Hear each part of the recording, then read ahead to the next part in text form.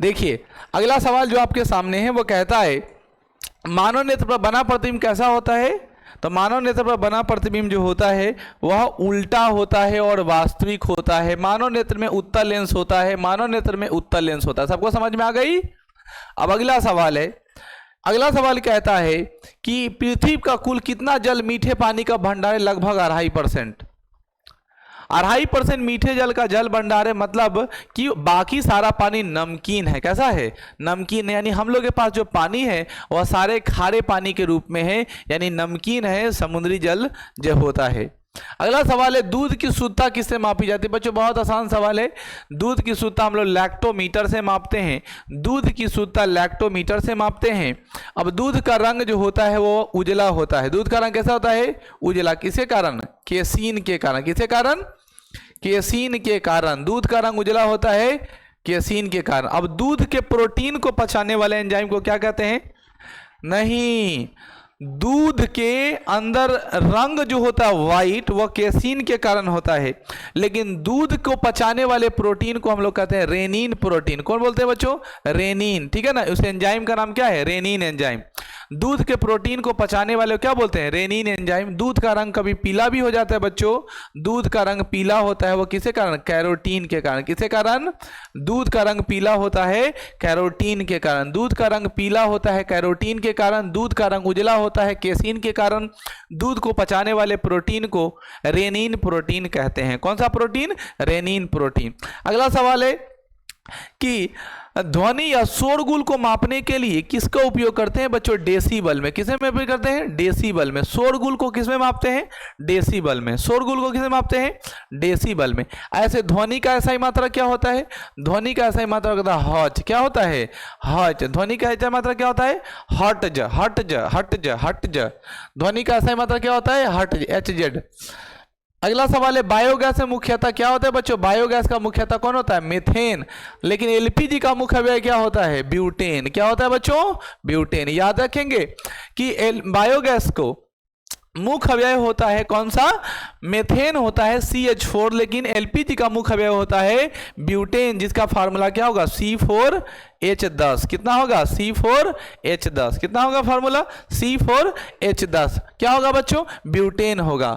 LPG का मुख्य अवयव क्या होता है? ब्यूटेन होता है। इंपॉर्टेंट सवाल इसमें यह है कि बायोगैस में जो मीथेन है, मीथेन का एक दूसरा नाम है जिसको हम लोग कहते हैं मार्स गैस। कौन गैस? Marsh gas. तो मीथेन को कौन सा गैस कहते हैं? Marsh gas. याद रखेंगे मीथेन को क्या कहते हैं बच्चों? मार्स गैस कहते हैं। मीथेन को क्या कहते हैं बच्चों? मार्स गैस कहते हैं। अगला सवाल बहुत अच्छा है। माइक्रोफोन या टेलीफोन, माइक्रोफोन या टेलीफोन का खोज किसने किया था? माइक्रोफोन या टेलीफोन का खोज किसने किया था बच्चों? Graham Bell. किसने किया था? Graham bell. माइक्रोफोन का आविष्कार किसने किया था? Graham Bell. मधुमेह रोग होता है किसके अभाव में? इंसुलिन के अभाव में। मधुमेह रोग होता है किसके अभाव में? इंसुलिन। आपको पढ़ाए थे इंसुलिन हार्मोन कहाँ होता है? लैंगरहैंस की दूपिकाओं में। इंसुलिन हार्मोन कहाँ होता है? लैंगरहैंस की, यानी अग्नाशय में, और अग्नाशय के लैंगरहैंस दूपिकाओं में क्या पाया जाता है? इंसुलिन हार्मोन होता है। और याद रखिएगा कि अग्नाशय कैसी ग्रंथि है? अंतःस्रावी और बहिस्रावी दोनों ग्रंथि होती है। क्लियर है? यही अग्नाशय है जो क्या करता है? इंसुलिन को प्रवाहित करता है, जहां पे शर्करा पचता है। अगर आपके बॉडी के अंदर इंसुलिन हार्मोन नहीं रहेगा तो शर्करा या कार्बोहाइड्रेट पचेगा नहीं, और आपको कौन बीमारी हो जाएगी? मधुमेह या डायबिटीज हो जाएगा। अगला सवाल है बच्चों कि स्कर्वी रोग क्या होता है? पढ़ा रखे हैं, बहुत अच्छा सवाल है। स्कर्वी रोग विटामिन सी के कमी के कारण होता है। विटामिन सी आंवला में भरपूर मात्रा में पाया जाता है। विटामिन सी का रासायनिक नाम होता है बच्चों कौन सा? कॉर्बिक एस्कॉर्बिक एसिड। कौन सा? Ascorbic acid. विटामिन सी का रासायनिक नाम एस्कॉर्बिक एसिड। विटामिन सी का नाम, रासायनिक नाम क्या होता है बच्चों? एस्कॉर्बिक एसिड होता है। अगला सवाल है सूर्यग्रहण कब होता है? अभी तो कल ही पढ़े थे। सूर्यग्रहण होता है जब सूर्य और पृथ्वी के बीच में चंद्रमा आता है। सूर्य और पृथ्वी के बीच में आएगा चंद्रमा, SCE, तब होगा सूर्य ग्रहण। सूर्य और पृथ्वी के बीच में कौन आ जाएगा? चंद्रमा आ जाएगा। सूर्य और पृथ्वी के बीच में कौन आएगा? चंद्रमा आएगा। सूर्य और पृथ्वी के बीच में कौन आ जाएगा? चंद्रमा। पेसमेकर किससे संबंधित है? पेसमेकर संबंधित है हृदय से। हृदय आप लोग जानते हैं हार्ट, और हार्ट का काम है ब्लड का पंपिंग करना। तो पेस मेकर जो होता है हाथ में लेते हैं और ऐसे ऐसे पुश करते हैं, दबाते हैं, जिससे क्या होता है हार्ट का पंपिंग रेट रेट हम लोग पता करते हैं बच्चों। तो पेस मेकर किससे संबंधित है? हार्ट से। हमारा समान रक्तचाप कितना होता है? 120/80। 1 मिनट में हृदय कितना बार धड़कता है? 72 बार। कितना बार? मनुष्य का हृदय कितना बेसम वाला? 4 बेसम वाला। उसके बाद मेढक का बेसम कितना बेसम बच्चों? 3 बेसम वाला। कोई दिक्कत है किसी को? हृदय कैसी रचना है? मांसल रचना है। कैसी रचना है? हमारा हृदय कैसे काम करता है? पंप की तरह। कैसे काम करता है बच्चों? पंप की तरह। कोई दिक्कत? चलिए अगला सवाल आता है, ध्यान पूर्वक पढ़ेंगे। हीरा और ग्रेफाइट, हीरा और ग्रेफाइट क्वेश्चन अगला। हीरा और ग्रेफाइट एक जैसे नहीं दिखते क्योंकि दोनों के कार्बन परमाणुओं की संरचना अलग अलग होती है। सही बात है। अगर हम लोग बात करते हैं ग्रेफाइट की तो ये होता है कैसा है? हेक्सागोनल। कैसा होता है? षष्ठफलकीय। ऐसा आपको मिलेगा स्ट्रक्चर में, ठीक है ना। डायमंड का स्ट्रक्चर बहुत ही कॉम्प्लिकेटेड होता है, तो ये दोनों का आकार क्या है? अलग अलग है। कैसा है? षष्ठफलकीय। किसका? ग्रेफाइट का। लेकिन ये दोनों अपरूप है। किसका? हीरा और ग्रेफाइट किसका अपरूप होता है? कार्बन का। हीरा और ग्रेफाइट किसका अपरूप होता है? कार्बन का। हीरा और ग्रेफाइट किसका अपरूप होता है? कार्बन का। प्रकृति में सबसे कठोर कौन पदार्थ है? हीरा। प्रकृति में सबसे कठोर कौन पदार्थ है? हीरा। कौन सा ऐसा धातु है जो विद्युत का सुचालक होता है? ग्रेफाइट। कौन सा ऐसा धातु है जो विद्युत का सुचालक होता है? ग्रेफाइट। कौन सा ऐसा धातु है जो विद्युत का सुचालक होता है? ग्रेफाइट। याद है ना। अब मैं बता दूं कि हीरा का अपवर्तनांक कितना होता है? 2.42। हीरा का अपवर्तनांक कितना होता है? 2.42। हीरा का अपवर्तनांक कितना होता है? 2.42। अगला सवाल आपके सामने कहता है कि प्राकृतिक रबर बहुलक क्या है? प्राकृतिक रबर क्या है? बहुलक तो रबर है। प्राकृतिक बहुलक क्या है? रबर, जिसको अंग्रेजी में नेचुरल पॉलीमर कहते हैं। नेचुरल पॉलीमर कौन होगा? रबर। नेचुरल पॉलीमर कौन होगा? रबर। समझ में आई? प्राकृतिक बहुलक को अंग्रेजी में बोलते हैं बच्चों नेचुरल पॉलीमर। कौन है? रबर। अगला सवाल, कच्चे फलों को कृत्रिम ढंग से पकाने के लिए किसका प्रयोग करते हैं? देखो, कांच फल। पेड़ पौधे में पादप हार्मोन पाए जाते हैं 5 तरीके का। कितने तरीके का? 5 तरीके का। ध्यान से सुनना। पेड़ पौधे में 5 प्रकार के हार्मोन पाए जाते हैं। पहले हार्मोन का नाम है ऑक्सीन, दूसरे हार्मोन का नाम है जिब्रेलिन, तीसरे हार्मोन का नाम है साइटोकाइनिन, चौथे हार्मोन का नाम है एबिसिसिक एसिड और पांचवें का नाम है एथिलीन। ऑक्सीन हार्मोन पेड़ की लंबाई को बढ़ाता है। जिब्रेलिन हार्मोन लगभग उसी कैटेगरी का है। एबिसिसिक एसिड बीजों के प्रसुप्ति को भंग करता है। साइटोकाइनिन ऐसा होता है साइटोकाइनिन जो होता है वो बीजों के प्रसुप्ति को भंग करता है, मतलब अंकुरन करने में मदद करता है। और ये जो अम्ल वाला एबिसिसिक एसिड है जो पत्तियों को गिराने में मदद करता है। और सबसे आखिरी फल पकाने वाला हार्मोन कौन रे? फल पकाने वाला हार्मोन का नाम है एथिलीन। कौन हार्मोन?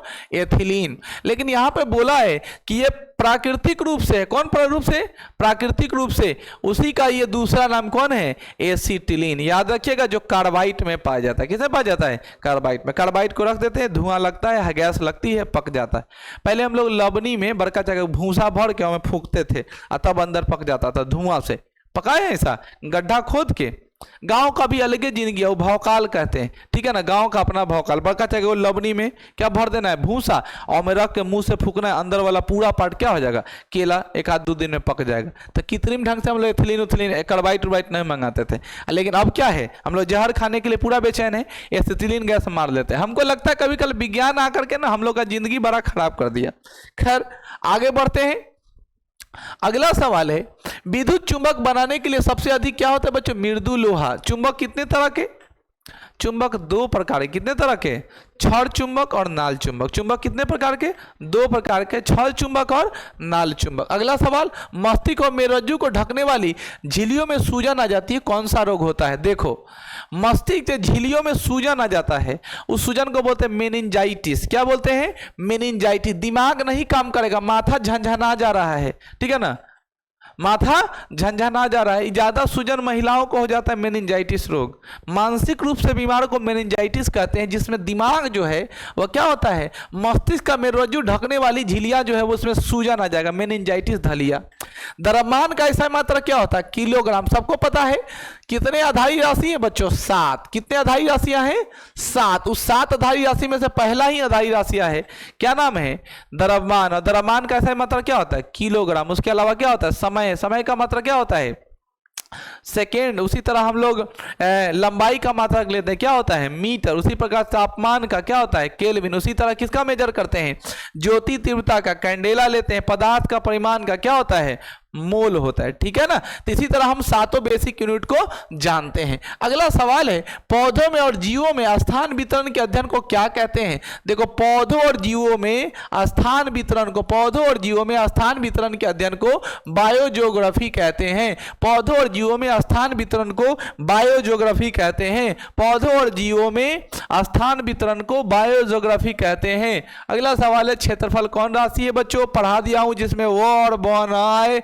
वो सब क्या होगा, अदिश राशि। ट्रिक है ना, जिसमें व और ब ना आए वो सब क्या होगा, अदिश राशि। तो भैया क्षेत्रफल में ना व आया है ना ब आया है, इसलिए कौन राशि बच्चों, अदिश राशि। सौर मंडल का सबसे बड़ा ग्रह कौन होता है बच्चों, बृहस्पति। सौर मंडल का सबसे बड़ा ग्रह बृहस्पति। पीला ग्रह बृहस्पति, पीला ग्रह।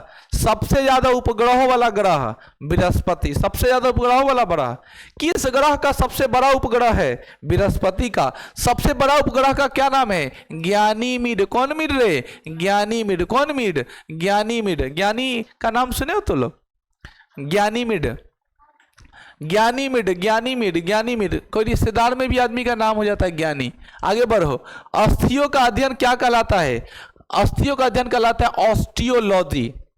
इसको ऑर्थो भी बोलते हैं, हड्डियों के अध्ययन को, ठीक है ना। जो हड्डियों का विशेषज्ञ होता है उसे हम ऑर्थोलॉजिस्ट कहते हैं, और वही है ऑस्टियोलॉजी। कौन लॉजी बच्चों, ऑस्टियोलॉजी। अस्थियों के अध्ययन को क्या कहते हैं, अस्थियों के अध्ययन को क्या कहते हैं, ऑस्टियोलॉजी कहते हैं। प्रोटीन का सबसे अच्छा स्रोत क्या है, तो सोयाबीन में होगा, मशरूम में होगा, इसके अलावा दाल में होगा।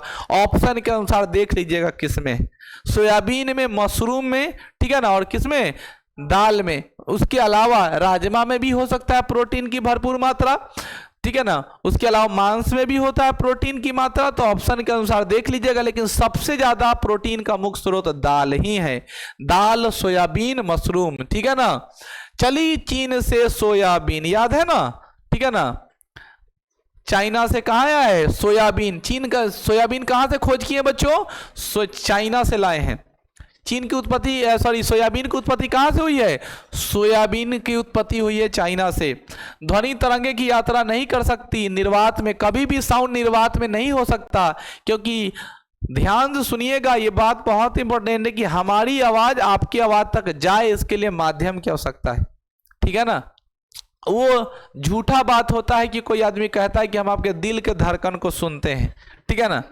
बात समझ में आई, वो बात एकदम फ्रॉड है कि कोई आपके दिल का धड़कन को सुन रहा है, क्योंकि हम लोग विज्ञान पढ़ते हैं और विज्ञान कहता है कि आदमी तभी कोई आवाज सुन सकता है जब क्या हो, कोई माध्यम हो। हम मुंह से बोलेंगे नहीं, बीच में हवा रहेगा नहीं, वहां तक पहुंचेगा नहीं, आप सुनिए नहीं पाएगा, ठीक है ना। तो इस एकदम याद रखिए, ध्वनि की तरंगे यात्रा कहाँ नहीं कर सकती, निर्वात में। अब सवाल पूछेगा ध्वनि का कहाँ मान शून्य हो जाता है, तो निर्वात में। ध्वनि का कहाँ मार्ग शून्य होता है बच्चों, निर्वात में, वहां कुछ नहीं सुनाई देगा, निर्वात में। अगला सवाल है, अंतरिक्ष यात्री को अंतरिक्ष कैसा दिखता है बच्चों, कड़िया दिखता है। क्या दिखता है, कड़िया। याद रखेंगे, अंतरिक्ष यात्री को कैसा दिखाई देता है, कड़िया दिखाई देता है। कैसा दिखाई देता है, कड़िया। अगला सवाल आपके सामने है जो आपको दिखाई दे रहा होगा, रक्त दाब मापने वाले को क्या बोलते हैं। रक्त दाब को मापने वाले को बोलते हैं सफगमैनोमीटर, सिफगमैनो, एस्फिगमैनो। जो पढ़ना है पढ़िए, हमारी हिंदी थोड़ी कमजोर है, ठीक है ना। एस्फिगमैनोमीटर, ठीक है ना। एस्फिगमैनोमीटर के द्वारा रक्त दाब मापते, मतलब बीपी मापते। क्या मापते हैं, समान बीपी कितना होता है, 120/SS mm पर Hg। 120/80 mm पर Hg क्या होता है बच्चों, समान रक्तचाप होता है। अच्छा बताओ, जब समान से रक्तचाप आपका बढ़ जाएगा, यानी 120 से जब बढ़ा 130 हो जाएगा, तब इस बीमारी को क्या कहते हैं, हाइपरटेंशन। क्या बोलते हैं बच्चों? हाइपरटेंशन। जब सामान्य से रक्तचाप बढ़ जाता है उसे क्या कहते हैं? हाइपरटेंशन कहते हैं। क्या बोलते हैं? तो आम भाषा में उसको बोलते हैं हट जाओ, हम अभी हाइपर हैं, डिस्टर्ब मत करो, बीपी बढ़ गया है। हाइपर है मतलब बीपी बढ़ गया है। और बीपी कब बढ़ता है पता है बच्चों? जब कमाई धमाई नहीं हो रहा हो, खर्चे बहुत ज़्यादा हो रहे हैं तो बीपी बढ़ते हैं। ठीक है, चलिए, चाहे आप लोग का एग्जाम का नाम सुनते बीपी बढ़ना शुरू हो जाता है। रेडियन किसकी इकाई बच्चों? रेडियन जो है वो किसकी है? कोण की। कोण नहीं लिखना चाहिए, बेवकूफ को लिखना चाहिए समतल कोण। कौन कौन है? अंग्रेजी में बोलते हैं प्लेन एंगल, और यहाँ पे लिखा रहता बच्चों स्टेरेडियन, तो तुम बोलते हैं अच्छा घन कोण होगा। कौन कौन होगा? पढ़ाया हुआ समझ में आ रहा है ना? कैसनो लेवल का क्वेश्चन पूछेगा, तुम पूरा पढ़ लिए हो उधर फिजिक्स, तो तुमको फिजिक्स का क्वेश्चन समझ में आ रहा होगा। रेडियन किसकी इकाई है? कोण की नहीं, समतल कोण की। किसकी? हालांकि कोण की है। अगला सवाल है, खून की कमी से कौन सा रोग? जैसे जैसे आगे बढ़ते जाएंगे वैसे वैसे बहुत सारा क्वेश्चन क्या होगा? रिपीट होता जाएगा, मजा आएगा पढ़ने में। खून की कमी से एनीमिया रोग, एनीमिया को रक्तहीनता कहते हैं। जो रक्तहीनता होती है वो लोहे की कमी के कारण होता है। किसी कारण? लोहे के कारण। यहाँ खून लिख दिया है, लोहे की कमी से कौन होता है? एनीमिया रोग हो जाता है। क्लियर है? आगे बढ़ते हैं बच्चों। अगला सवाल है, भारी जल का शब्द किसका सूचक है बच्चों? भारी जल का फार्मूला होता है D2O। क्या होता है बच्चों? D2O। D2O का पूरा नाम है ड्यूटेरियम ऑक्साइड। क्या नाम होता है? हाइड्रोजन के 3 आइसोटॉप्स हैं जिसे हम लोग आम भाषा में समस्थानी के नाम से जानते हैं। हाइड्रोजन 3 तरह के समस्थानी को बिलोंग करता है। एक का नाम प्रोटियम, दूसरे का नाम ड्यूटेरियम, और प्रोटियम, ट्राइटियम, और तीसरे का नाम ड्यूटेरियम। ये तो तीसरा औलाद है हाइड्रोजन का, जिसका परमाणु संख्या 1 होता है, लेकिन परमाणु भार कितना होता है बच्चों? 3 होता है। ठीक है ना? इसीलिए इसका उपयोग हम लोग किसमें बना करते हैं? भारी जल बनाने में करते हैं। फार्मूला क्या होता है बच्चों? D2O। कोई आदमी बता सकता है? सूखा बर्फ का फार्मूला क्या होगा? सूखे बर्फ या शुष्क बर्फ का फार्मूला क्या होगा? सूखे बर्फ या ड्राई आइस का फार्मूला क्या होगा? Solid CO2। कौन सा बच्चों? Solid CO2। सूखी बर्फ की फार्मूला होती है ठोस कार्बन डाइऑक्साइड। सूखे बर्फ की फार्मूला क्या होती है? ठोस carbon dioxide, solid CO2। Clear है बच्चों? अगले सवाल की तरफ हम लोग बढ़ेंगे। ठीक है ना? अच्छा, वो केमिस्ट्री डीप वाला इधर नहीं पढ़िए, ठीक है ना? थोड़ी कम जानकारी हमें वो सब। आइए कुछ जरूरी वाली बात हो जाती है। पोलर ध्रुवीय बॉन्ड यहाँ नहीं पूछ रहा है, लेकिन हाँ एग्जाम्पल होगी। आगे बढ़ते हैं। नींबू में कौन सा अम्ल पाया जाता है बच्चों? साइट्रिक अम्ल। जितने सारे खट्टे होंगे उसमें कौन सा अम्ल पाया जाएगा? साइट्रिक अम्ल, जैसा कि मैंने बता दिया है। वायुमंडलीय हवा में अम्ल वाला रिलेटेड बहुत सवाल पूछता है। नींबू में कौन सा अम्ल? साइट्रिक अम्ल। इमली में कौन सा अम्ल? टार्ट्रिक अम्ल। टाइट्रिक अम्ल। इमली में कौन सा अम्ल? टार्ट्रिक अम्ल। नींबू में कौन सा अम्ल? साइट्रिक अम्ल। सेब में कौन सा अम्ल? मौलिक अम्ल। उसी तरह औले में कौन सा अम्ल? ऑक्जेलिक अम्ल। मच्छर, नेटल, बिच्छू के डंक मारने से कौन सा अम्ल प्राप्त होगा? मेथनोइक अम्ल। कौन सा अम्ल? मेथनोइक अम्ल। आंत से कौन सा अम्ल निकलता है? आंत से कौन सा अम्ल निकलता है? हाइड्रोक्लोरिक अम्ल। आंत से कौन सा निकलता है? हाइड्रोक्लोरिक अम्ल। याद है ना? आंत से कौन सा अम्ल निकलता है बच्चों? हाइड्रोक्लोरिक अम्ल, जिसका फार्मूला क्या होता है? HCl होता है। कौन सा? HCl होता है। अगला सवाल है, वायुमंडलीय हवा का सर्वाधिक घटक कौन है बच्चों? 78%। कौन सा? नाइट्रोजन। वायुमंडल का जो तुम ध्यान में लगाओगे तो 78% क्या है? नाइट्रोजन। 21% है ऑक्सीजन। 0.03% क्या है? 0.03% कार्बन डाइऑक्साइड है। 0.07% में मिलता है आर्गन, हीलियम, धूलकण और बहुत सारा चीज। बोलो बच्चों, समझ में आ गई? अगला क्वेश्चन के आगे बढ़ते हैं, जिसका नाम है गैसोहॉल। गैसोहॉल कैसे बनता है बच्चों? तो गैसोहॉल बनता है पेट्रोल और इथेनॉल से। इसी पेट्रोल और इथेनॉल में अगर मिलाते हैं, गैसोहॉल का तैयार प्रोडक्ट आता है कौन सा? फोम। जाते हैं फोम, थर्मोकोल। थर्मोकोल को अगर पेट्रोल के अंदर रखते हैं तो मिसेबल हो जाएगा, गायब हो जाएगा। बड़ा सा फोम ले आइए और पेट्रोल में डुबाते जाइए, अपने आप गायब हो जाए। जादू करते रहिए, विज्ञान का चमत्कार। ठीक है ना? गैसोहॉल के साथ रिएक्शन करता है, मिसेबल हो जाता है, गायब हो जाता है पूरा। सीधे सटाइएगा, घुलते जाएगा, सटाइएगा, घुलते जाएगा। ट्राई कर लीजिएगा, फोम को डालिएगा, खत्म हो जाएगा। यही गैसोहॉल है। तो गैसोहॉल कैसे तैयार होता है बच्चों? पेट्रोल और इथेनॉल से। अंधापन रतौंधी आंख संबंधी बीमारी, दिखाई न देवे वाला बीमारी, कौन कंपनी बीमारी, विटामिन ए। लेकिन एक और सवाल जो उस दिन पूछे थे, टेक्रोमा का संबंध किससे है, आंख से। टेक्रोमा का संबंध किससे बच्चों, मोतियाबिंद का संबंध किससे है, आंख से। मोतियाबिंद का संबंध किससे है, दूरदृष्टि दोष का संबंध किससे है, आंख से। दूरदृष्टि दोष को दूर करने में कौन सा लेंस, उत्तल लेंस। कौन सा लेंस, उत्तल लेंस। निकट दृष्टि दोष को दूर करने के लिए कौन सा लेंस, अवतल लेंस। कार्बन के मुख्य दो अवयव बताओ, भी फर्क पड़ेंगे। कार्बन के दो मुख्य अवयव कौन है बच्चों, हीरा और ग्रेफाइट। कार्बन के मुख्य दो अवयव कौन है, हीरा और ग्रेफाइट। शरीर की सबसे बड़ी हड्डी का नाम पढ़ा चुका हूं मैं, फीमर। शरीर की सबसे बड़ी हड्डी का नाम जांघ में पाया जाता है। शरीर की सबसे छोटी हड्डी का नाम स्टेपिस, कान में पाया जाता है। मानव शरीर में कुल हड्डियों की संख्या कितनी है, 206। बच्चा में कितना होता है, 306। 100 300 से अधिक वाला जो ऑप्शन मिलेगा मार लीजिएगा, ठीक है। 300 से अधिक भी हो सकता है, 300 के करीब भी हो सकता है। बच्चे में अधिक इसीलिए होता है, बच्चों में तेल मालिश काहे करते हैं। लड़का के अगर तेल मालिश नहीं करेंगे तो डाइन जोगिन नहीं होगा। लड़का का तेल मालिश नहीं करेंगे तो लड़का क्या हो जाएगा, टाइट हो जाएगा। काहे, उसका हड्डी तेजी से जुड़ता है, क्योंकि साधारण मानव में 206, आदमी में 306 छोटा बच्चा में पाया जाता है। तो हड्डी तेजी से जुड़ता है, इसलिए बच्चों में तेल मालिश करते हैं। इसलिए होशियार चंद से तेल लगवाइए, ठीक है ना। अगला सवाल है, प्रकाश वर्ष का मात्रक क्या है। प्रकाश वर्ष मात्रक है दूरी का, किसका, और दूरी का मात्रक होता है जिसको हम बोलते हैं पारसेक। क्या बोलते हैं बच्चों, पारसेक। याद रखिएगा, प्रकाश वर्ष दूरी का मात्रक है, उससे भी यूनिट होती है कौन सा बच्चों, पारसेक। याद रखेंगे। पॉजिट्रॉन की खोज किसने की, यह भी एक एटॉम का पार्ट है। Positron, photon, boson, electron, proton, neutron, ये सारे हैं एटॉम का पार्ट्स, सब एटॉमिक पार्टिकल्स। उसी में पॉजिट्रॉन की खोज किसने की थी, एंडरसन ने। याद रखिएगा, न्यूजीलैंड का एक बहुत अच्छा खिलाड़ी जिसका नाम कोरी एंडरसन। एंडरसन से आपको याद रहेगा, एंडरसन साहब ने पॉजिट्रॉन की खोज की थी। मैच खेला गया, पॉजिटिव रहा, इसीलिए खोज कर दिया पॉजिट्रॉन का। पानी का अधिकतम घनत्व तो क्या होता है, पानी का अधिकतम घनत्व 4 डिग्री सेल्सियस पर होता है। मैक्सिमम डेंसिटी शो करता है, यानी उसमें कोई चीज को रखिएगा तो खूब अच्छा तैरेगा। समुद्र में तैरना आसान है कि पोखरा में, समुद्र में तैरना आसान है कि पोखर में।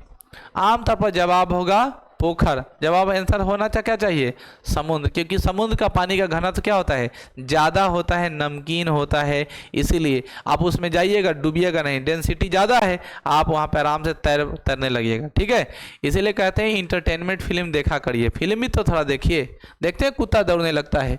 सूर्य की पराबैंगनी किरण किसे रक्षा करता है बच्चों, ओजोन परत से। पढ़ाए तो ओजोन का फार्मूला क्या होता है, O3।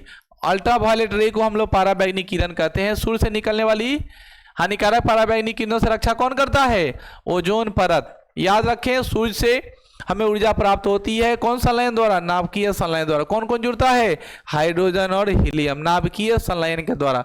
डायनामो का आर्मेचर किससे बना होता है, लोहा का बना। आर्मेचर समझते हैं, जनरेटर के आगे जो लगा रहता है उसको आर्मेचर कहते हैं। वो किसका बना होता है, लोहे का बना होता है। किसका बना होता है, लोहे का। पृथ्वी पर एक व्यक्ति का वजन 600 न्यूटन है, तो उसका वजन चांद पर कितना होगा, वजन माने वेट, वजन माने वेट कह दिए हैं। जब भी पृथ्वी पर रहेगा उसका फार्मूला होता है, जितना सामान है उसे 1/6 से गुना करा देना है। तो अभी 600 है, और ऊपर चांदा में जाएगा तो कट जाएगा 106। कितना बार में, 1/6 गुना कमी होता है, मतलब 100 न्यूटन हो जाएगा। न्यूमेरिकल पूछ दिया है। अगला सवाल है, सोने का अपेक्षित घनत्व कितना होता है, 19.30। बहुत अच्छा सवाल है। ग्राम पर सेंटीमीटर क्यूब सोने का जो होता है वो क्या होता है, 1 ग्राम सोने का तार लगभग 0.3 किलोमीटर तक फैलाया जा सकता है। 0.1111 mm का पतली तार बनाई जा सकती है। तो कहा जाता है कि अगर 1 ग्राम सोना अगर आपको मिल जाए तो कितने किलोमीटर तक, 3 किलोमीटर तक पतली पतली तार बनाई जा सकती है। बच्चों इतना पावरफुल होता है ये। अगला सवाल की तरफ बढ़ेंगे, सोना का अपेक्षित बात। अगला क्वेश्चन है, वो कहता है कि ठोस कोण की इकाई क्या भी बोले हैं, ठोस मतलब सॉलिड। सॉलिड कोण का ऐसा मात्रा क्या होता है बच्चों, एस्टेरेडियन होता है। क्या होता है, एस्टेरेडियन। तो इस प्रकार आज का साइंस हो गया है कंप्लीट। अब हम लोग जी के जीएस की तरफ बढ़ेंगे।